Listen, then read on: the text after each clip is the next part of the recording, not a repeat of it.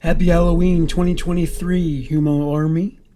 First, I'm going to commemorate the occasion with some tales of some nasty tricks and treats that were not doled out in the spirit of fun, to say the least.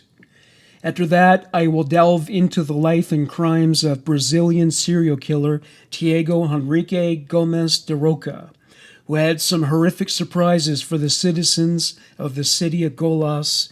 Nobody from that part of the world would argue that he is a monster in his own right. Now, as you piece together your costume and prepare to eat candy until you're nauseous, enjoy these tales of terror.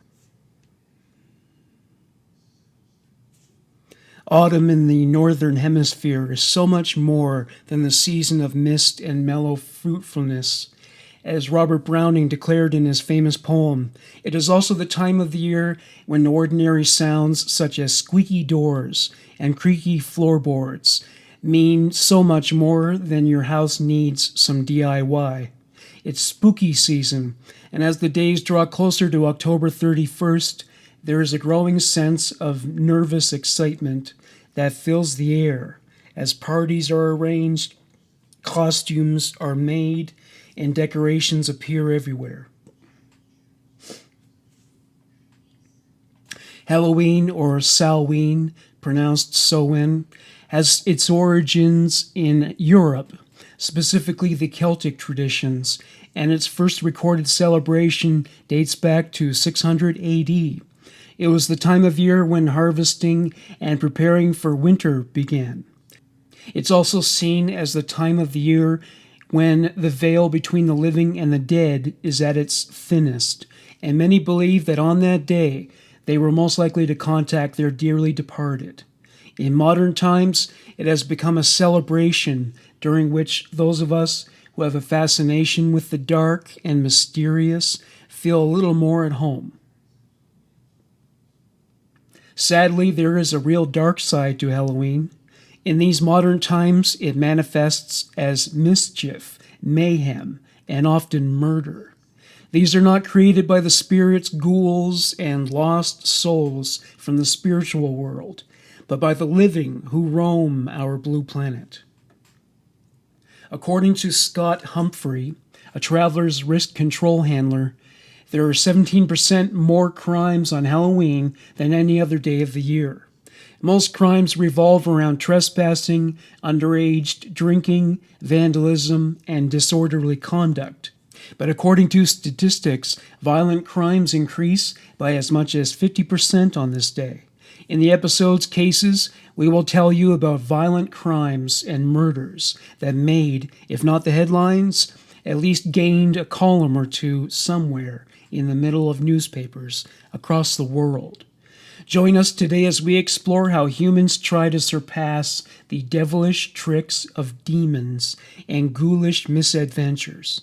Afterwards, you might be tempted to switch your lights off on Old Hallows Eve, lock your doors, and just pretend you are not home.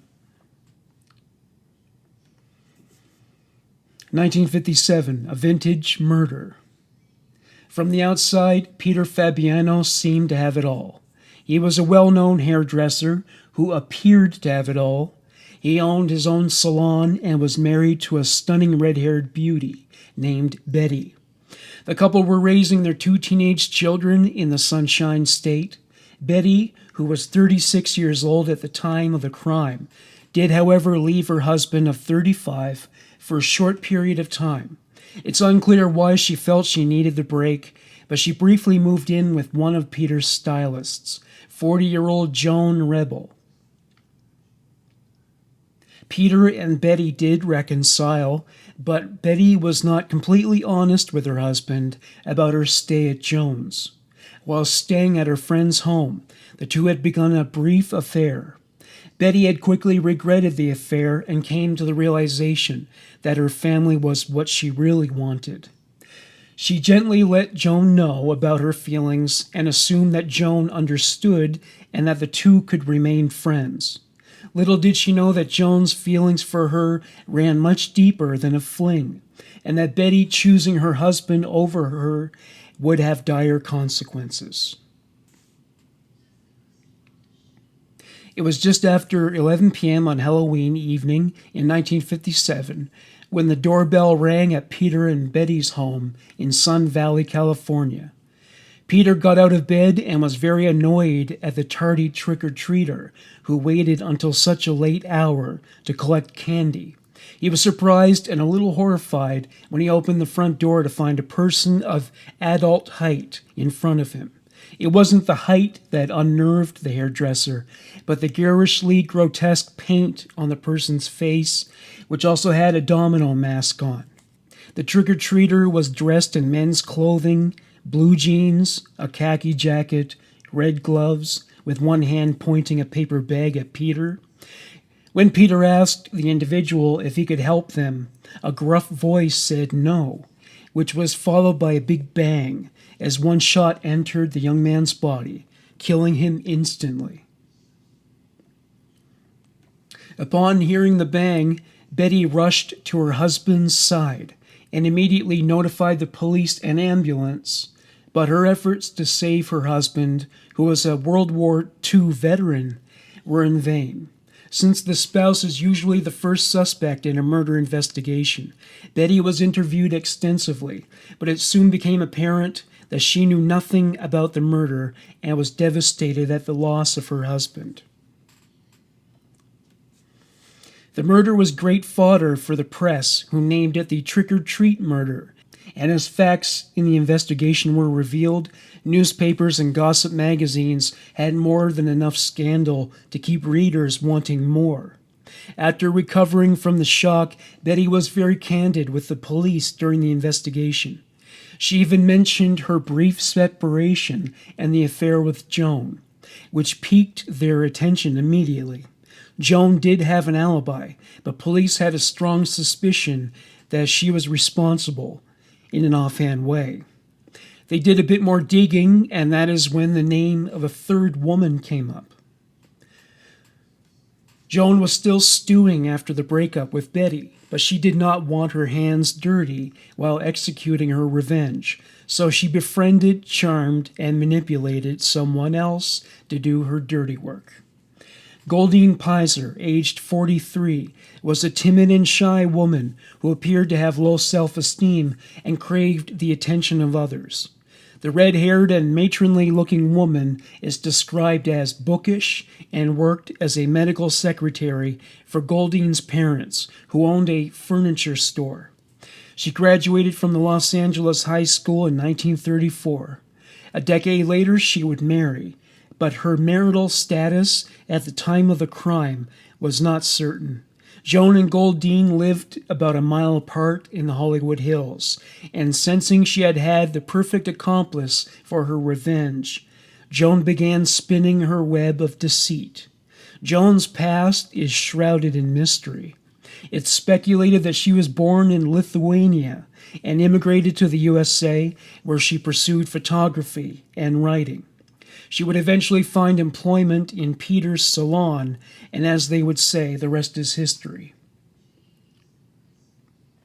Joan claimed that Betty told her that Peter had a dark side, that he was abusive. Joan said that she wanted to save her and give her a better life.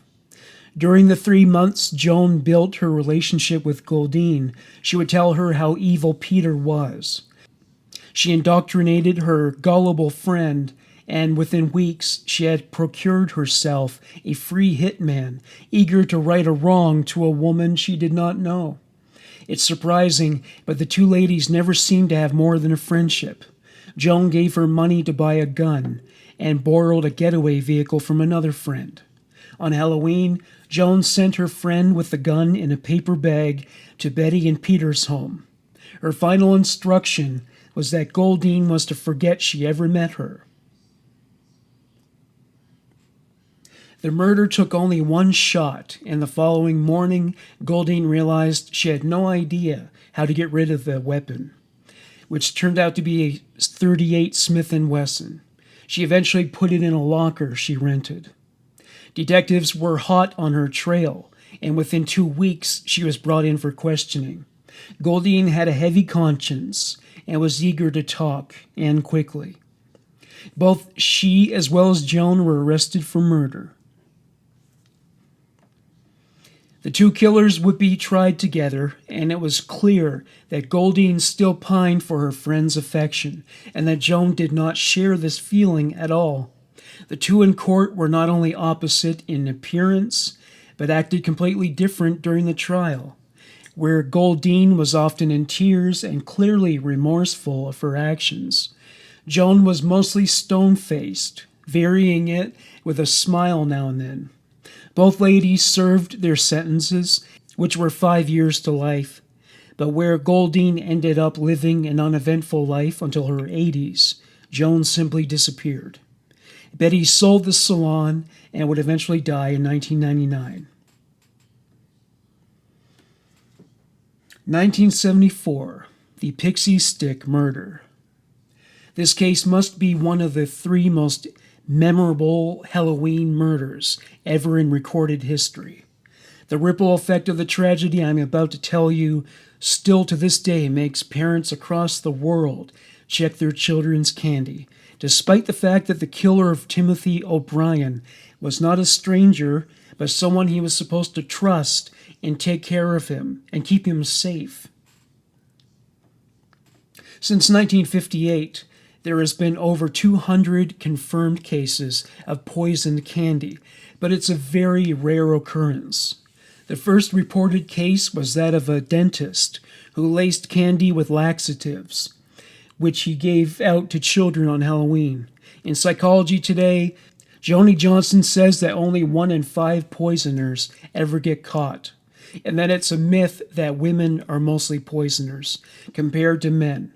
Poisoning someone takes time, planning, cunning, and scheming, and is usually done by those who do not like direct confrontation.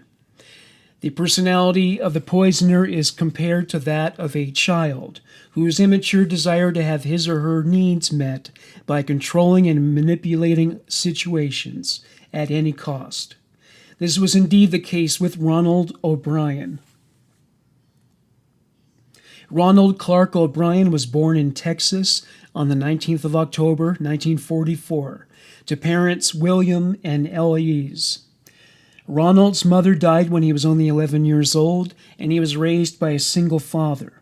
His father worked for the Houston Chronicle, a newspaper that would report on the murder of his grandson by his son. He was actually still working there at the time the crime was reported on. Little is known about Ronald's childhood before 1974. He married a woman named Danane, and the couple welcomed their first child, Timothy, in 1966. When Ronald was 22 years old, the couple welcomed a daughter in 1969, whom they called Elizabeth Lane. On the outside, the family looked like your average middle-class household. Ronald was a deacon in the Second Baptist Church in Pasadena, as well as a soloist in the church choir. He was viewed as a model citizen and was even in charge of a local bus program. His pastor even described him as an above-average father and a good Christian man. In 1974, the couple were living in a duplex in Deer Park, Texas. On the evening of Halloween, Ronald had arranged to meet up for dinner with his friend Jimmy Bates and his family, after which they would take their children trick-or-treating in a more affluent neighborhood for better candy. After the dinner, Timothy, who was 8 years old, and Elizabeth, who was 5 years old, as well as the 2 Bates children, changed into their costumes. A light rain had started, and there was a little debate about whether they should continue, but Ronald pushed for it, and in the end, Kimberly, Jimmy's daughter, stayed at home as the group went out for a short excursion. Ronald was dressed in his white lab coat as a scientist. It was decided that Jimmy would wait on the sidewalk as Ronald took the children to the front doors. They continued with their trick-or-treating until they came to a house that appeared to be unoccupied at that time. Ronald insisted that they try the doorbell anyway, but when no one answered, the children rushed off to the next house, as Ronald stayed behind. 30 seconds later, Ronald joined his group with 5 massive pixie sticks, exclaiming, "You have rich neighbors. Look what they gave me." The 5 pixie sticks were no ordinary sugary treats. They were a kid's candy dream, with each being about 22 inches long. They were so large that Ronald offered to carry them the rest of the way. Back at the Bates home, Ronald gave 2 pixie sticks to his own children and 2 pixie sticks to Jimmy's children, teasing that he should keep one for himself. When a group of children arrived at the door, Ronald wondered aloud who should get the only pixie stick left. A little boy by the name of Whitney Parker piped up that they were in the same church and that he believed this qualified him for the prize. Ronald appeared to be won over by the confidence of the little boy, and with a smile gave him the last pixie stick. After all the candy was distributed, and they had said their goodbyes, the family went home. Danae left to visit a friend, and Ronald was tasked with putting his children to bed. As one final treat, he allowed his children to choose one candy to have before they went to bed. Elizabeth decided that she was prepared to wait until morning to eat her candy, but Timothy grabbed the pixie stick without hesitation. He struggled to get the staple open, but Ronald was more than happy to help him with the task. Once opened, Ronald also helped Timothy to dump as much of the candy into his mouth from his massive treat, but Timothy complained that the candy tasted bitter and not right. Ronald brought his oldest child a glass of Kool-Aid to dispel the taste, but within minutes Timothy was complaining that his stomach was hurting, and he ran to the bathroom, where he would have convulsions. Ronald held his son until the convulsions stopped, after which he dialed 911. When EMTs arrived to tend to Timothy, Ronald immediately told them he believed that his son was poisoned by Halloween candy, but his behavior was unusual. As they tried to ask him questions about Timothy, he would double over and run to the bathroom. To first responders, it appeared that he wasn't to answer the questions. Timothy was taken to the hospital, but by 10:30, he was pronounced dead. When the police questioned Ronald about where he got the candy, he was vague, but they were taking no chances and alerted everyone through public broadcast to immediately bring any suspicious-looking candy to the police station. This case would result in Texas not allowing trick-or-treat activities for many years to come. Police went door to door looking for any large pixie sticks in the 2 streets Ronald had identified they had walked down. All they found were the 5 Ronald had given out. Elizabeth had hers still sealed, and Jimmy's children had also not had an opportunity to eat them.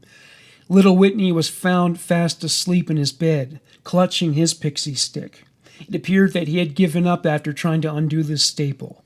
All the pixie sticks contained huge amounts of cyanide.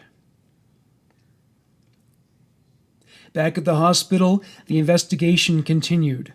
An experienced medical examiner confirmed that the strong smell of almonds on Timothy's breath was definitely an indication that they should test for cyanide. The autopsy would confirm this, and when his stomach contents were examined, it was discovered that it contained 16 milligrams of cyanide. Timothy's mouth alone contained so much cyanide that the EMT was told that if he had attempted mouth-to-mouth resuscitation, he would be poisoned as well. All 4 remaining pixie sticks contained at least 2 inches of cyanide at the point it would have been opened. There was also no other candy found to have not been poisoned. Ronald was not helpful during his interview, pretending not to be able to remember the route he had walked that Halloween evening. He told investigators he could not remember which house they had received the candy from, despite the fact that they had only walked 2 streets with the children. By the 3rd interrogation, he suddenly remembered the house from whence he had gotten the pixie sticks. But he told investigators that he never saw the person who had only stuck out his arm to hand him the pixie sticks. The owner of the house, a Mr. Courtney Melbourne, however, did have an alibi. He had been at work at the airport as a luggage carrier, and he had hundreds of people to confirm this statement. His wife and children had gone to bed and turned out the lights because they had run out of candy early that evening. The police searched the O'Brien home and discovered not only a pair of scissors, but also the ends of the pixie stick with traces of cyanide. They also discovered a knife with traces of cyanide. Police were baffled, and although Ronald was inconsistent in his statements, he seemed too meek and mild to have committed a crime of this magnitude.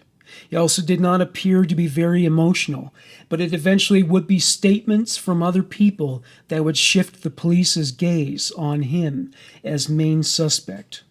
On the day after his son's death, he requested 6 death certificates because life insurance policies require the original copy. On that same day, he told the funeral director that his son had died from potassium cyanide poisoning, despite no official cause of death being determined.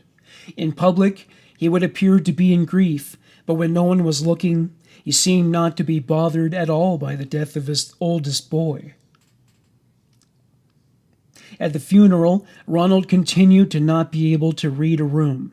He sang a solo of a popular hymn, changing it to include Timothy's name in an incredibly emotional way. But Jimmy Bates noticed that as he walked past his son's coffin to deliver the eulogy, he did not even look at it and even almost bumped into it.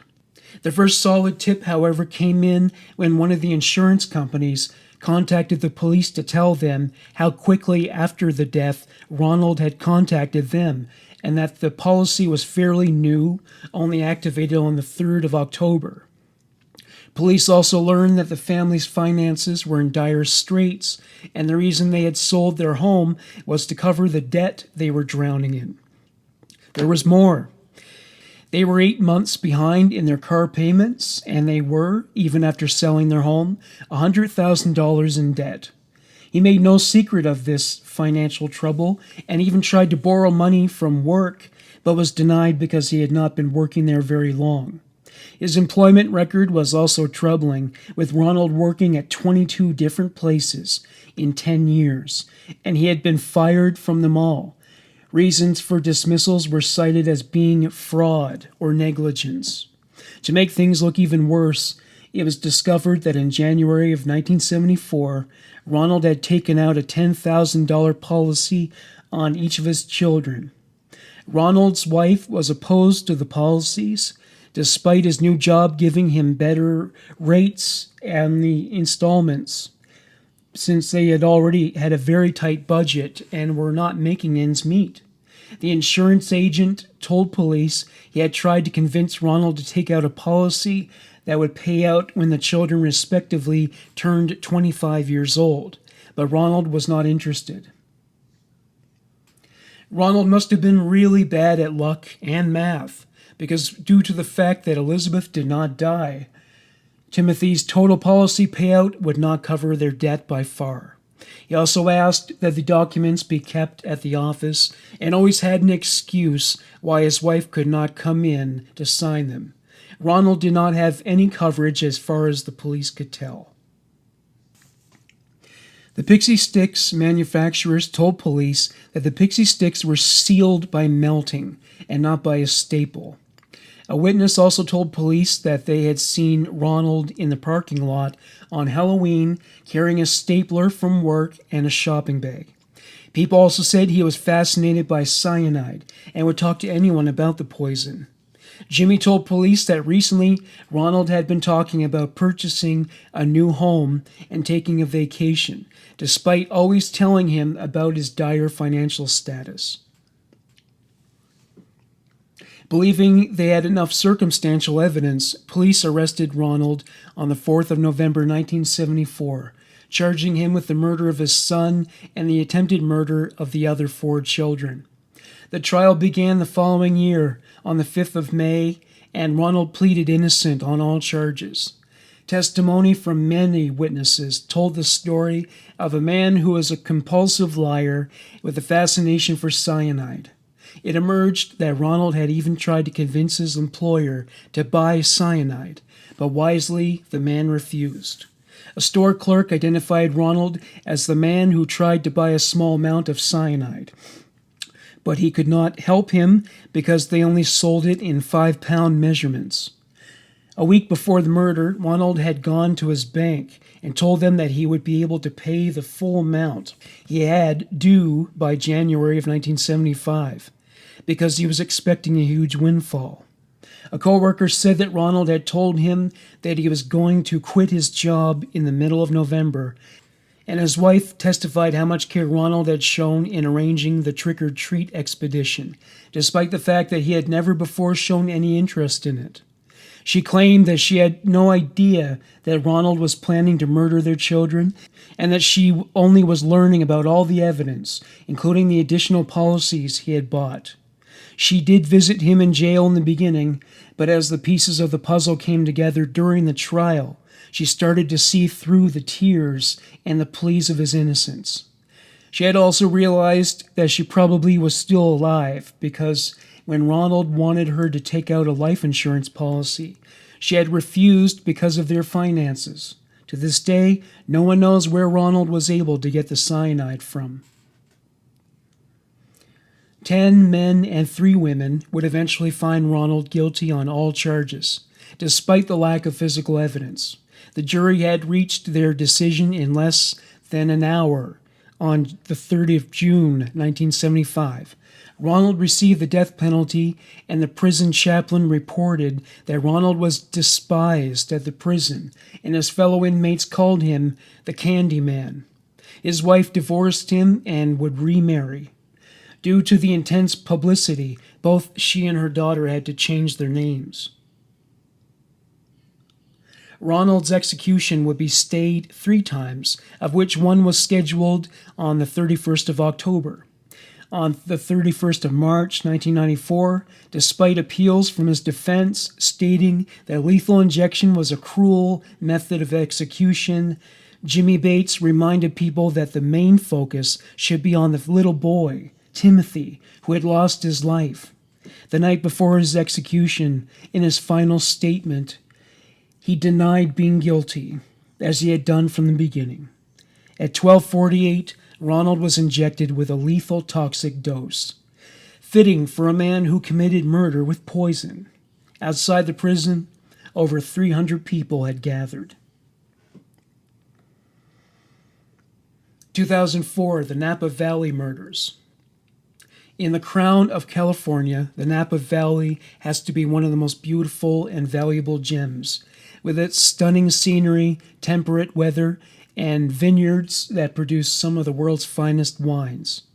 The about 70,000 residents will testify to a community which offers not only quality of life, but the feeling of safety and security. As a matter of fact, at the time of this story, there had not been a murder in almost 2 years. It would be here in a 4-bedroom house on Dorset Street, just a stone's throw from downtown Napa. Leslie Mazzara, Adrian Insomnia, and Lauren Maines would make their home. Adrian was born on the 30th of December 1977 to parents Arlene and Tony in California. She graduated high school in 1996 and had always been an athletic girl. She also participated in the Girl Scouts of America. She attended university, completing a degree in engineering and even becoming a troop leader in the Girl Scouts and becoming an officer in the Society for Civil Engineers. After graduating, she moved to Napa and got a job with the Napa Sanitation District as an assistant engineer. She was very active and played volleyball, softball, and volunteered for many charities. In 1994, Adrian and her best friend, Lily Propone, were in a very serious car accident during which Adrian hit her head through the glass on the pavement as it rolled 3 times. The 16-year-old had major brain trauma and had to learn many basic functions from scratch. But this tough cookie did her rehab and within a couple of years enrolled in university. In 2004, Adrian had begun dating a man by the name of Christian Lee.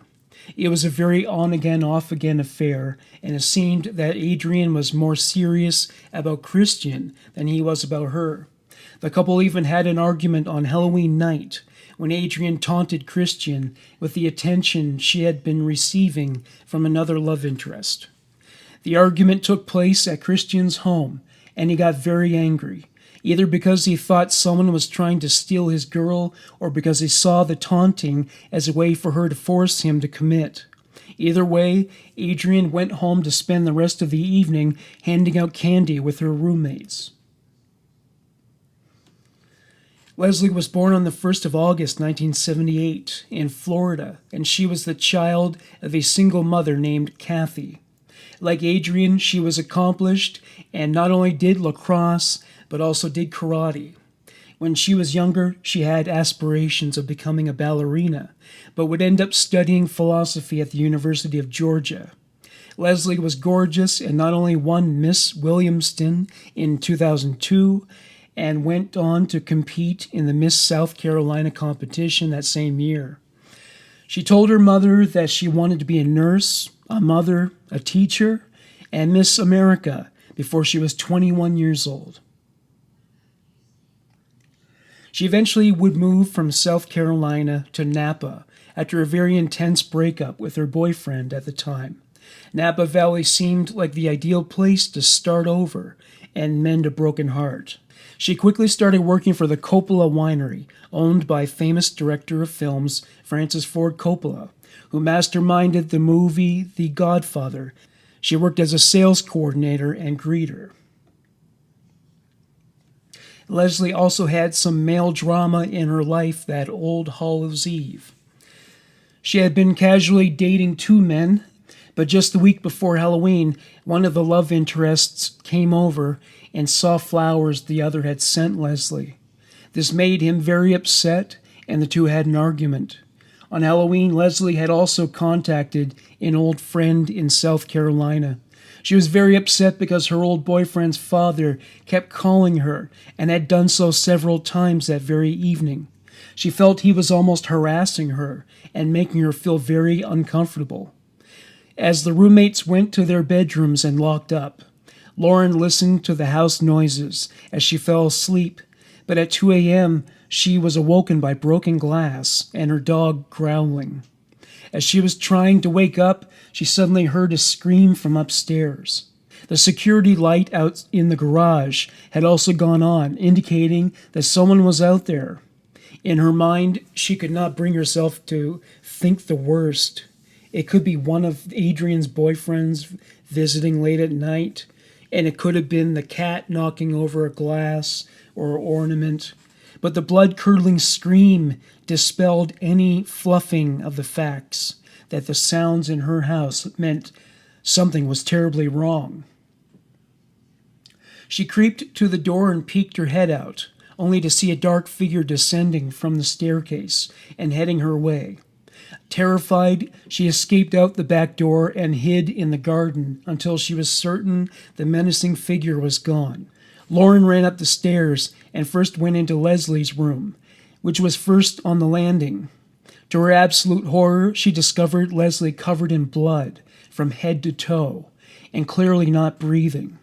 She next turned her attention to Adrian, who seemed to be cowering next to the bed. She was barely alive and clearly had also been stabbed several times. Adrian would not survive, and an autopsy would later reveal that where Leslie was surprised in her bed while she was sleeping and did not stand a chance, Adrian put up one hell of a fight, even injuring her attacker. Lauren picked up the house phone, but finding it had been cut, dashed to her room for her cell phone. She was so petrified that whomever had attacked her roommates would come back that she ran out the door and hopped into her car and drove off. She called 911 and thus began the investigation into two murders that would rock this little tourist community and contour fear into the hearts of every resident. EMTs arrived within minutes, but the multiple stab wounds were so severe that neither of the young women could be saved. Forensic specialists would gather up a total of 218 pieces of evidence, amongst which were 3 cigarette butts that had been smoked to the filter. One was in the front of the yard and 2 were at the back. Since none of the roommates smoked, this was deemed as very important. There was also blood found by the window of the outside wall, which was collected for DNA analysis. Under the window, police also discovered a pack of zip ties, which also did not belong to the housemates, which is even more chilling evidence. Nothing was missing from the home, which indicated that robbery was not a motive, which meant whomever committed this crime was targeting their home for another reason. Lily took the loss of her best friend very badly. She had been engaged to a man by the name of Eric Copel. She was planning a wedding, and this was supposed to be the happiest time of their lives, especially after they had survived that terrible accident in their teens. 2 weeks after the murders, she held a vigil in their honor to provide closure and a space to pay their respect to the 2 young women. But until the murderer was caught, there would be no closure. Police felt that Leslie must have been the main target, since she was the first one to be attacked, and because she was so popular and attracted so much attention with her looks and personality. Police went through her call log and emails and discovered the communication between her and not only the ex-boyfriend, but also his father, and for a while, the 2 seemed like good suspects, but their alibis were rock solid. Both had been in South Carolina at the time of the murder, and there was no possible way they could be culpable. Another suspect they investigated was a handyman who had come to the house earlier that day to do repairs, but he also had a good alibi. Another suspect was Adrian's boyfriend, Christian Lee, but once again, his alibi checked out. Police left no stone unturned, and, in the end, they would interview over 1,300 people in the pursuit of the truth. The results of the DNA samples taken at the crime scene did not match anyone in their database, but was definitely identified as belonging to a male. This DNA was found on the blood, the zip ties, and on the 3 cigarette butts left at the scene. A couple of months later, Eric and Lily would get married, and in a moving tribute to her best friend, Adrian invited Adrian's mother to the wedding. She read scripture at the ceremony, and Adrian's favorite song, She Will Be Loved, by Maroon 5, was played to the guests. Lily and Adrian had been best friends since childhood, so it was very important to Lily that Adrian was part of everything. It was an emotional and beautiful occasion. Police turned their focus next to the cigarette butts they found at the scene. The filter had a very unique branding. The little golden arches on the tip of the filter belonged to a fairly new brand of cigarettes called Camel Turkish Gold, and was not smoked by many. This information was released to the public, and people were asked to come forward if they knew anyone who smoked this specific brand of cigarette. Lauren was also asked to compile a list of people she knew who smoked, since the perpetrator knew the layout of the house and the attack was clearly personal. The community banded together, and a reward of $100,000 was offered for information that would lead to the arrest of the murderer. Police were confident they were moving closer to the identity of the killer. Not only did they have the DNA, but a new technique had been developed that would help identify what the person looked like, according to his or her DNA. According to the results, the owner of the DNA determined that the owner was of Northern European descent and that he was definitely Caucasian. The owner of the DNA also had naturally light hair and blue or green eyes. Almost a year later, Lauren would return to the police station to discuss possible suspects, specifically those who smoked, and Lauren would reveal that she only knew one. That would be the 25-year-old husband of Lily, Eric Kopal. Lily was close to all the girls in the house, and Eric would often tag along when she went to visit them. He was a quiet and awkward guy, and Lauren would remember him going outside to smoke often when he visited.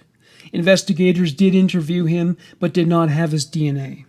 He was described as shy and boring, and always in the background. At the same time, they had released the name and brand of the cigarette butts they took into evidence, and within days, several of Eric's family and friends contacted the police to tell them that Eric smoked that specific brand. All the focus shifted more and more on Eric. He was finding it harder to carry the guilt he had been carrying. He wanted to commit suicide and wrote 2 letters to family members. These letters were fortunately intercepted, and members of his family convinced him to turn himself in to the police. This turn of events was very shocking. No one, not even Lauren, suspected Eric of the murders. He was the husband of Adrian's best friend, and even attended the vigil Lauren had arranged, but often the truth is stranger than fiction. Eric did match the description gained from the DNA match, and his DNA did match. He did not give an explanation for why he committed the murder, but here is what has been surmised. Adrian thought he was not a good match for Lily as a husband, and told her so. Lily trusted her friend and broke off the engagement with Eric.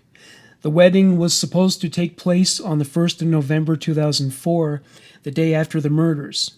The evening of Halloween, he had a huge fight with Lily and wanted to take out his frustrations on Adrian. It appears that Leslie was collateral damage and just at the wrong place at the wrong time. The murder weapon was never found, and the only reason he confessed was because he knew he was going to be caught. Eric was charged with 2 counts of first-degree murder. It appeared that the only reason Lauren did not fall victim was because her door was closed. Ironically, Leslie and Eric had never met. The trial began in January of 2007. During her victim impact statement, Adrian's mother looked directly at Eric and delivered an emotional statement, saying in one part that Eric claims to love Lily, but he brought a knife into Adrian's home and killed her, Lily's best friend, without remorse.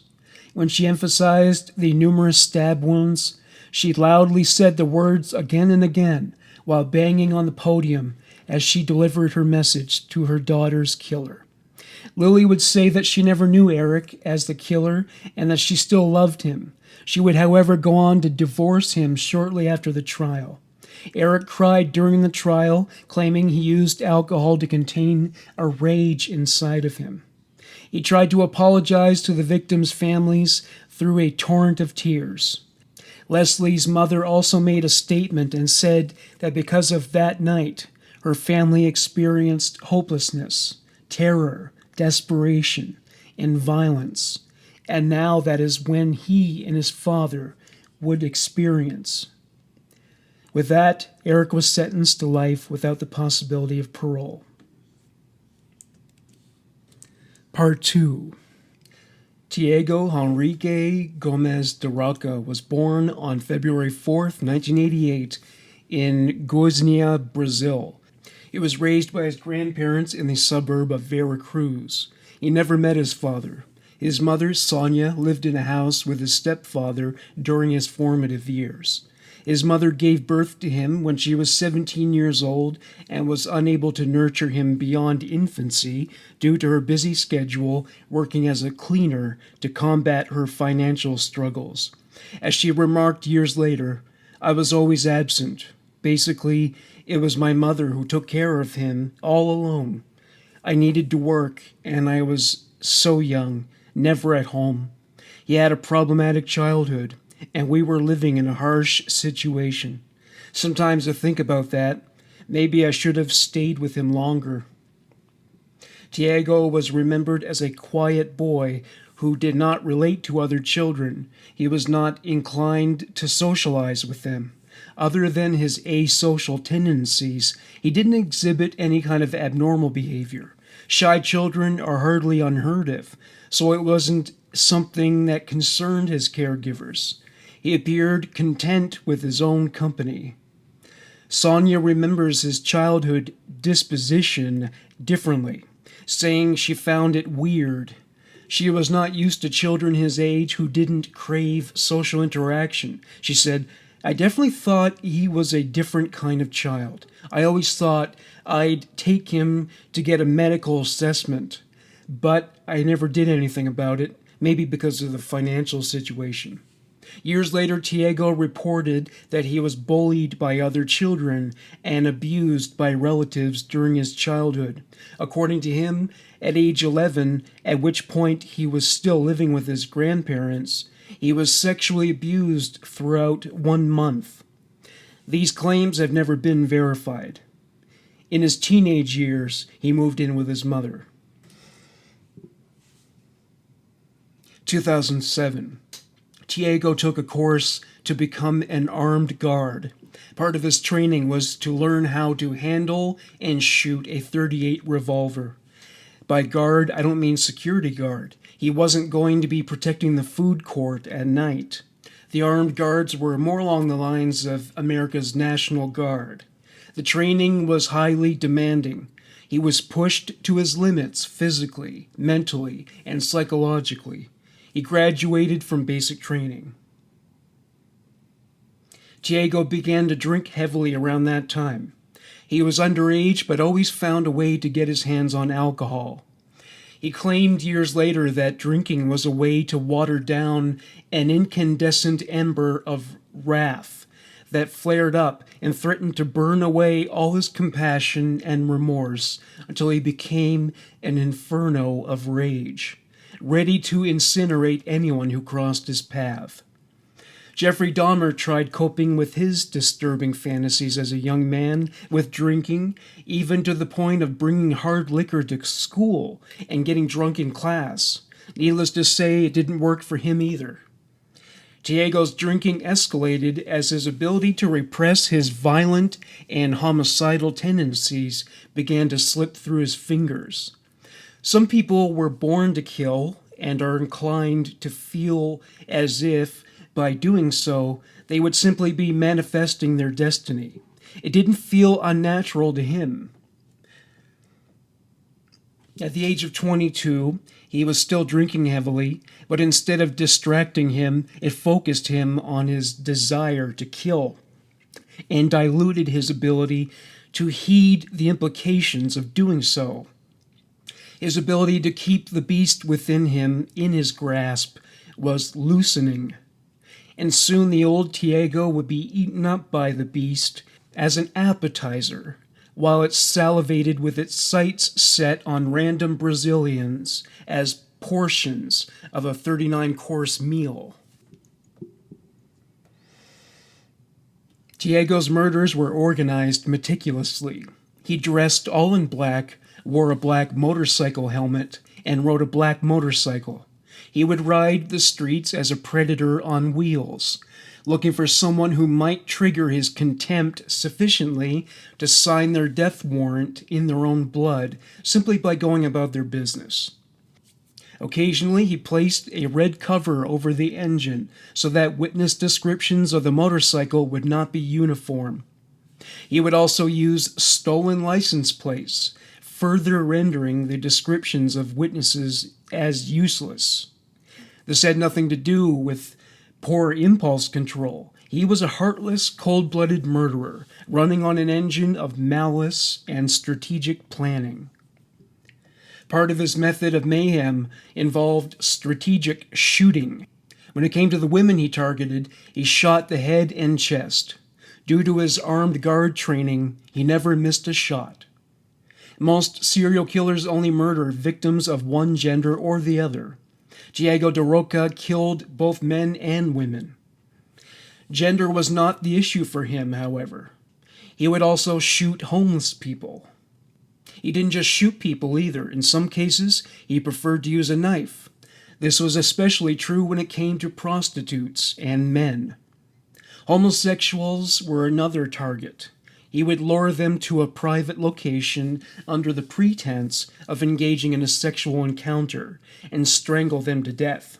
Luring them was not difficult since he was considered very good looking by most people with whom he came into contact. 2011, the year the gutters of the streets of Golas ran with currents of blood.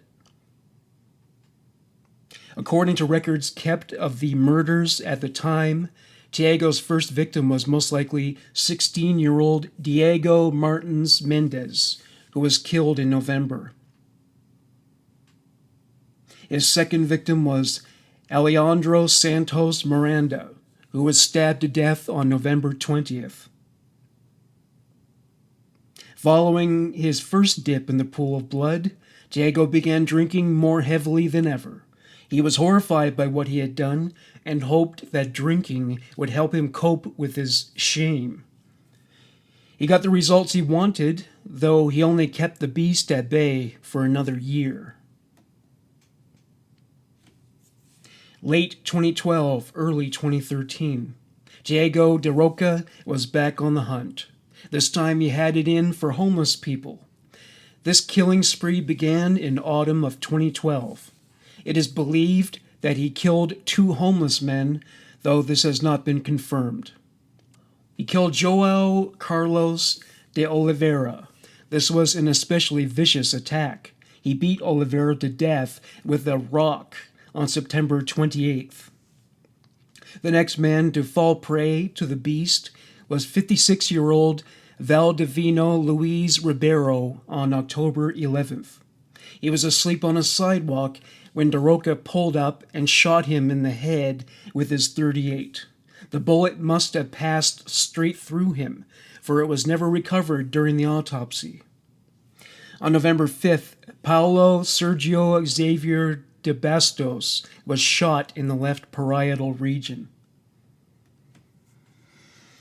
December 11th, 2012, Diego de Roca went on a kill-crazy rampage this day. He began by shooting Diego Fernandez de Carvalho Machado twice in the head as he slept on a sidewalk. The next unfortunate soul to meet their end at the hands of Diego de Roca was the homeless Michel Luis Ferreira da Silva. The beast walked up to da Silva and shot him in the head, execution style. February 2013, Diego de Roca murdered another homeless man, him being Wesley Alves Guimaraes. He shot him in the head. February 16th, Diego killed Rafael Carvalho Goncalves, another homeless man. It was about this time that Diego de Roca first attracted attention from the police. It wasn't because of the murders. They caught wind of his use of stolen license plates. He was observed stealing the plates in a supermarket's parking lot. It was captured by the security camera and retained in its archives. On another occasion, he was pulled over and arrested while riding his motorcycle with a stolen license plate. He was released soon after with no other consequences than a verbal caution. To taunt the Golas police as they investigated the rash of murders on the city's streets, the beast sent them a letter without a sender's identity or return address enclosed. The message contained within was brief but impactful. Whoever speaks to you is a citizen whose sole purpose is to kill.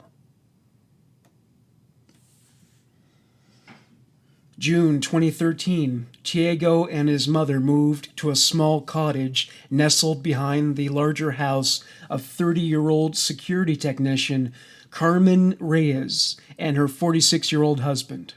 At the time, Diego was working as a night watchman in a hospital. He only worked every other day, so it didn't interfere much with his murder schedule. His shifts ended at 7 a.m. and he slept until 11 a.m. He limited his time in bed so that he would have a surplus of free time. He spent most of this time alone at home. His landlords never saw him depart from the cottage. His mother went to church every night, so she didn't see much of him either. As Sonia recalled, he had no social life, no girlfriend. He never went to parties. Diego's domestic life was just plain boring compared to the mayhem he visited upon the streets of Golas. He cooked, he cleaned, he did laundry. One day Carmen ran into him in the shared laundry facility. She recalled her encounter with Diego, who she found difficult to talk to. She said he listened more than he spoke and, quote, he looked different, a little anxious, afraid. Despite this awkward first encounter, the two developed a friendship.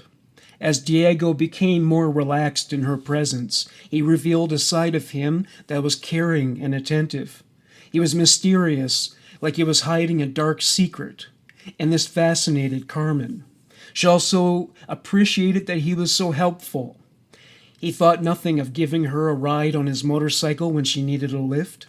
As a token of her appreciation, she gave him a 14-inch television so that he could watch something besides the endless gospel programming that the zealously religious Sonia favored. Even after finding out about his problem drinking, she still held him in high regard and enjoyed their friendship.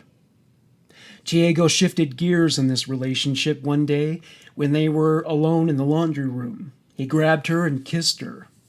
They had an affair for about a month. She described his sexual presence as, quote, shy and quiet, close quote. While many men enjoy passionate intensity, Diego requested that she make, quote, calm movements during sex, close quote. Eventually, Sonia grew to disapprove of Diego's relationship with Carmen. She urged Carmen to end it, and Carmen obliged. This event finally motivated Diego to leave his mother's home. He disappeared and didn't return for 3 months. He was cold towards Carmen when he returned. Carmen confessed the affair to her husband. They made amends and decided to put the affair behind them. They moved to another house on the same street. Diego and Sonia continued to live in the cottage. Diego switched his criminal specialty from just murder to armed robbery. He also decided to switch victims from homeless men to women and girls. June 1st, 2013. 15-year-old Isadora Aparecida Candida was walking down the street in San Jose when she was accosted by a man on a motorcycle. Isadora dropped her cell phone. Diego shot her in the back. She died instantly. August 19th. Edmila Ferreira Borges was sitting on a bench next to her cousin in a plaza at around 2:20 p.m. A motorcycle rode up and the driver shot Edmila in the head. Diego removed his helmet, which gave Edmila's cousin an opportunity to see what he looked like. When shown a photograph of him later, she told police he was not the killer. He would later confess to having committed this murder. He committed 2 armed robberies at this time, both at a sector center lottery agency, on September 6th and October 1st. He was also a suspect in the robberies of bakeries, pharmacies, and other lottery outlets, though he was not charged with these crimes. For each of these robberies, his strategy was to enter the premises without removing his helmet, threaten the employees with his gun, take the money, and leave a trail of silence in his wake after leaving. There were no injuries or casualties. Typically, he would make between 3,900 reais, approximately 1,250 American dollars, and 8,000 reais, 2,500 American dollars. Diego's body count was now at 7. December 2013, 17-year-old Ana Rita de Lima was a recent high school graduate who worked at an advertising agency. Her future was cut short on the 13th. She was walking toward an internet cafe close to her home in Villa Santa Teresa.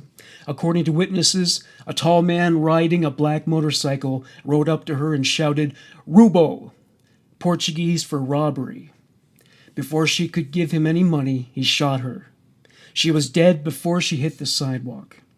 According to her loved ones, her life was free of adversaries.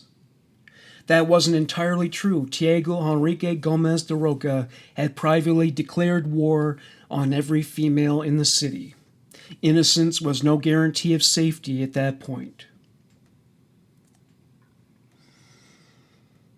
December 15th, 15-year-old Ana Carla Lemes da Silva was shot in the chest by the motorcyclist at the Presidential Garden.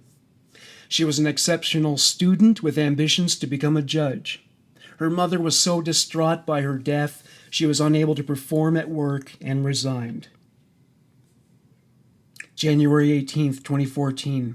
14-year-old Barbara Luisa Ribeiro Costa was sitting on a bench in Lorraine Park awaiting the arrival of her grandmother.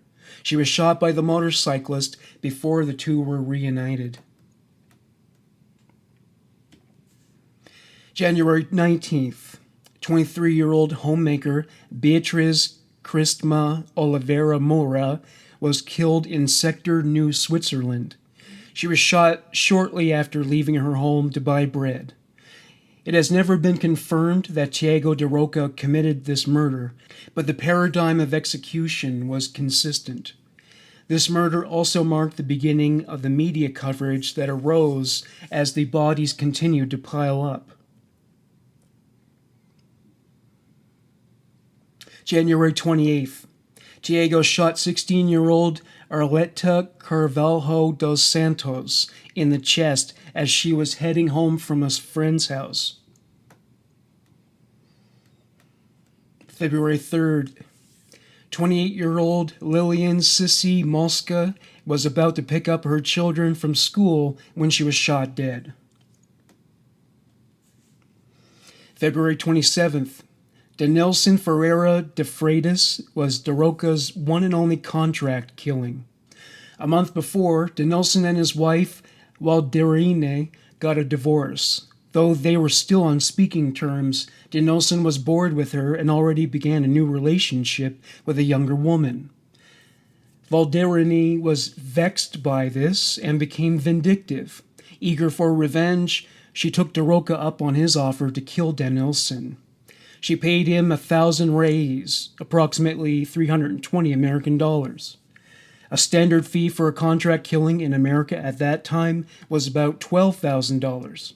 He carried out the hit in the restaurant owned by Denilson in Sector Central. He didn't carry out this murder with nearly as much ease and swagger as the others. He surveilled the restaurant for days, waiting for Denilson to come along. When he didn't appear, he walked into the restaurant and asked about him. He removed his helmet, so when he did finally kill the man, he left the employees with an impression fit for a description. He was also seen with Walderine eating lunch in a cafeteria shortly before he carried out the hit. Tiago told Denilson it was a robbery. Just as Denilson turned to the cash register, Tiago shot him multiple times in the head. Detectives went to the cafeteria soon after Tiago killed Denilson. A witness showed them where Tiago and Walderine were eating.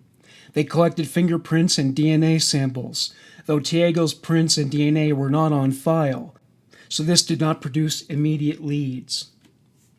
Walderine was reportedly a talented actress, as she ran to the scene of the crime and wept over Denilson's body. She also convinced onlookers at the funeral that she was grieving. February 28th, a 51-year-old photographer, Mauro Ferreira Nunez, was in his Villa Canaan studio when a helmet-wearing motorcyclist rode up to his place of business. The man removed his helmet and pulled out his gun. After he threatened the cashier, he pointed the gun at Morrow. He asked for his phone. Morrow said he didn't have one. Diego shot him in the chest. He walked out without saying another word. It all transpired in less than a minute. Morrow's employee, Luisa Maria Carmo dos Santos, recalled how the incident affected her. It was a long time between the crime and his arrest. All this time, I asked God to help me forget that scene, that man. If I said that Gomez de Roca was the one who killed Morrow, I'd be lying because I can't remember. March 10th, 2014. Speculation has it that Diego's next victim was Soc Pereira de Almeida, a prostitute. She was loitering on a sidewalk when a man on a motorcycle pulled up. He calmly dismounted, approached her, and shot her in the head. March 14th, parliamentary spokeswoman Ana Maria Vitor Duarte was having lunch with friends in a cafe when Diego walked up to her table. He was wearing his motorcycle helmet. He announced a robbery and proceeded to shoot a direct hit on Duarte's chest, killing her instantly. April 23rd. He is considered the most likely suspect in the murder of 22-year-old Vanessa Oliveira Felipe in a pharmacy. May 8th. Janena Nichina de Souza was sitting at a sidewalk cafe when she was killed by Diego. He waited until her male companion went to the washroom. He opened fire without removing his helmet or announcing a robbery. As he drove away, he shot 26-year-old Bruna Glacial de Souza Goncalves in the chest as she stood at a bus stop next to a coworker. June 15th, Diego killed two people on this date, 17-year-old Tamara Silva de Concepcio and 13-year-old Tanera Rodriguez. Tamara was pregnant at the time. The father was sitting next to her in a town square. Tanera was standing in front of her school with a classmate. June 20th, Diego walked up to 19-year-old student Pedro de Paula Souza in a restaurant and shot him dead without uttering a single word. July 19th, 29-year-old Rosarine Gualberto da Silva had just parked her car close to a nightclub. She was in the company of her sister. Diego rushed up and demanded that they give him some of their belongings. Before Rosarine could give him anything, he shot her in the chest. She was dead in seconds. July 26th, 22-year-old administrative assistant Juliana Nubia Diaz was in her car. Her boyfriend was with her. They had stopped at a traffic light when Diego pulled up on his motorcycle and shot her. July 27th, Matthew de Moraes and Carina de Santos Farias were sitting in a diner at about 8:13 p.m. Diego walked into the diner and killed them both. July 31st, 23-year-old butcher Adelton dos Santos Farias just left his house before Diego pulled up on his motorcycle and shouted, "Rubo!" He ordered Adelto to lie down with his hands on the ground. He shot him, leaving the sidewalk awash in Farias' blood. August 2nd, 14-year-old Ana Lydia Gomez was Diego Henrique Gomez de Roca's final victim. He brought about her early demise as she waited for a bus. It was clear to everybody in the city of Golas that a serial killer was in their midst. There was tremendous pressure on the police to track him down and bring him to justice. They formed a task force and announced this development to the public on August 4th. Diego heard about the task force and put a stop to his killing spree immediately. He applied for a position as a security guard at a hospital and was hired. His coworkers said there was nothing unusual about his behavior except for his asocial tendencies. The task force was well staffed: 95 police officers, 25 deputies, and 30 clerks. About a month after the creation of the task force, Diego Enrique Gomez de Roca became a suspect. He was seen on security camera footage in several sectors, just moments after leaving some of the crime scenes. Though the motorcycle was consistently given as a lead, narrowing down a make and model was difficult, as descriptions given by witnesses varied in detail. There was also the issue of the stolen plates. In some footage, he is seen attempting to kill a woman who is sitting in a cafeteria. He tried to kill her, but his gun jammed. He kicked her in the mouth and left. In other footage, he is seen holding his gun. Once they had a description, they realized the suspect bore more than a passing resemblance to Diego Enrique Gomez de Roca. This they gleaned from his arrest for stealing license plates. 70 days into the investigation, they issued an arrest warrant. Judge Eduardo Pio Mascarenhas de Silva issued an arrest warrant in the interest of apprehending Diego Enrique Gomez de Roca. To quote the document, decree the arrest of a white man aged approximately 25 years old, 1.87 meters tall, 6'1", with an athletic build, without a beard or mustache. October 14th, Diego de Roca was arrested while riding his black motorcycle with stolen plates. He was inebriated at the time, so much so he didn't remember the commute to the police station. Police searched de Roca's home. They found his gun. Meanwhile, he was interrogated at State Police Homicide Investigation Headquarters. Aside from admitting to stealing motorcycle license plates, he confessed to the murders. Since he didn't know the names of the people he killed and didn't regard them as being distinct from one another, as being of worth as human beings, he would refer to them by number. Example, victim 1, victim 2, and so on. As for his motive, he said he had been plagued by distress and killed to relieve himself of his suffering.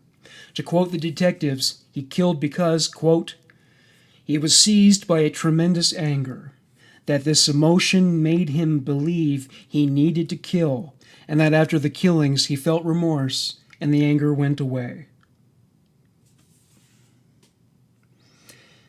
Ballistics testing confirmed that de Roca's gun and ammunition were a match for the bullets found in some of the victims' bodies.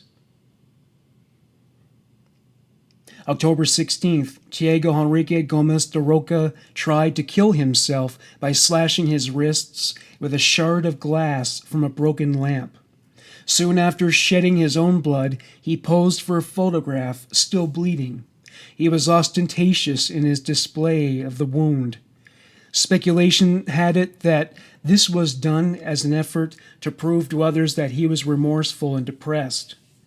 His mental health was evaluated by psychiatrists, but he was found to be sane, despite his impaired social skills and unresolved issues from childhood abuse.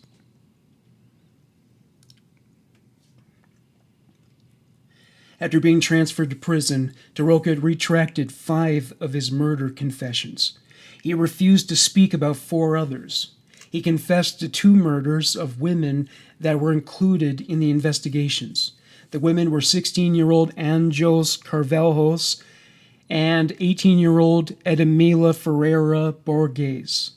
He was cleared of culpability in the murders of 23-year-old Daniele Garmos de Silva and the attempted murder of 18-year-old Diane Ferreira de Moraes. He was tried separately for the murder for hire killing of Denilson Ferreira de Freitas.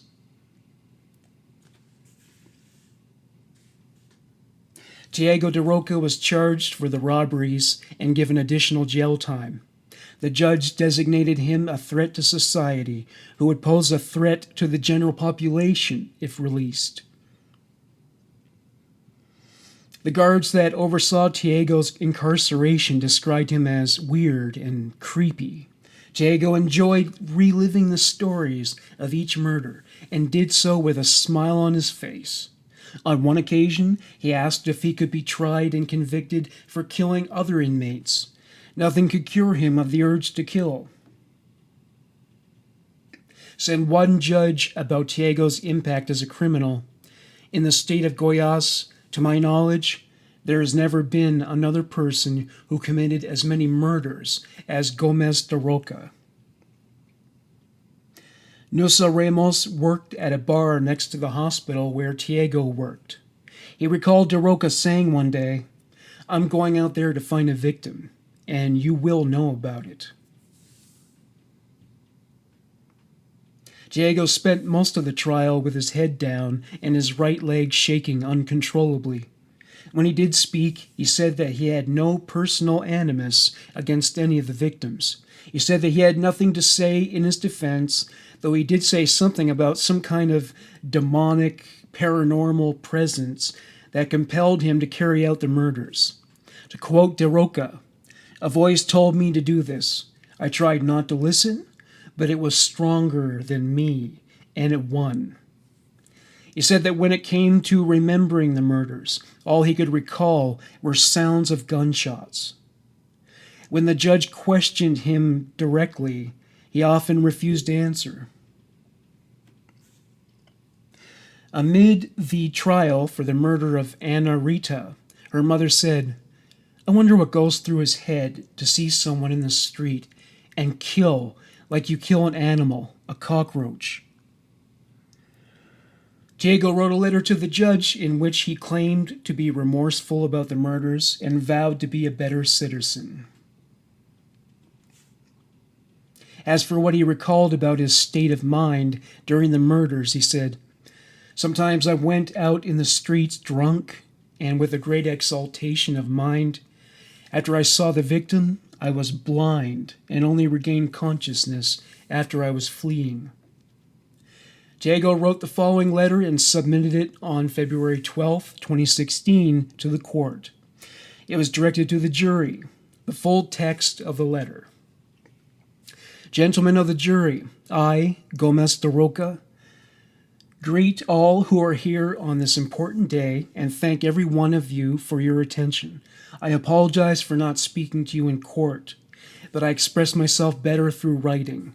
Ladies and gentlemen, I know that each of you has your life story and that everyone goes through sorrows and joys that are part of our life in this world. Friends, jurors, I sincerely wish that I could find the child that I was in the past and have a chance to begin anew. I wish I could go back to the time of my childhood and do it differently. I ask you to look at me right now, please. What do you see? Do you see a human being or a monster that the media created? What would you do in my place? Why does the medical report say I don't have a disease when in fact I need treatment? Why do they say that I did not use alcohol when in fact I was sunk into alcoholism? Why do they insist that I am responsible for my actions when in fact there are many facts of my past that I do not remember? Why did they not mention all the problems I suffered and still suffer, such as bipolarity, hearing voices, inexplicable rage, uncontrollable feelings, and more? Why? If all that is not amenable to medical treatment, then what? Should we ask the court to give me a second chance? From the bottom of my soul, I apologize to the families for what happened. Nothing will change that. I've cried a lot for the lives that are gone. But now the only thing I ask is that you try to understand me, understand my trauma. Do I need more insulation? Even more than we were given? You who are listening to me, what do you think? In prison, there is no treatment for my disease, so I need a clinical follow-up. I ask society to give me a chance to heal and smile again. Do I want to love you? Why will you condemn me if I can help? God bless. I ask forgiveness for everything. At one point during one of his murder trials, the judge asked him if he considered himself a serial killer. Diego said, "I do not think so." When asked how he felt about the crimes, he claimed that he, quote, felt terrible. He went on, "There's no reason. It is an inexplicable thing. Contrary to what most people think, I was happy. I was forced to do it by an evil force." He further went on to say he was ashamed and that he hadn't wanted anything of the sort to happen. When he was asked if he might have committed crimes for which he was not charged, he said, "There may be."